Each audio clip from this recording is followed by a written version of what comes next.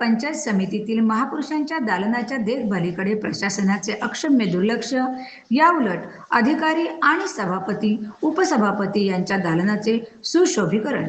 कर्जत शहरातील दहिवली येथे कर्जत पंचायत समितीचे कार्यालय मागील काळात नव्याने उभारण्यात आलेले आहे.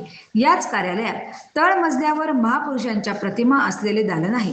या दालनाचे छत काही ठिकाणी कोसळले असून त्या कोसळलेल्या मोकळ्या जागेतून वरील मजल्यावरून येणारी धूळ, कचरा या महापुरुषांच्या दालनात पडत आहे.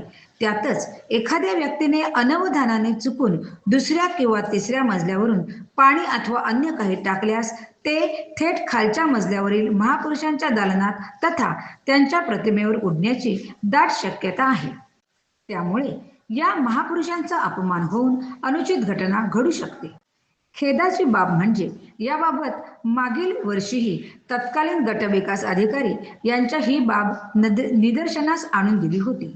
त्यानंतर त्यांनी यावर लवकरच उपाययोजना करण्यात येईल असे आश्वासन दिले होते. मात्र प्रत्यक्षात त्यांची बदली होऊन आता नव्याने दुसरे गटविकास अधिकारी दाखल झालेले आहेत. तरी सुद्धा या महापुरुषांच्या दालनाच्या देखभालीकडे दुर्लक्ष केले जात असल्याने पंचायत समितीत येणाऱ्या नागरिकांकडून तीव्र संताप व्यक्त होत आहे.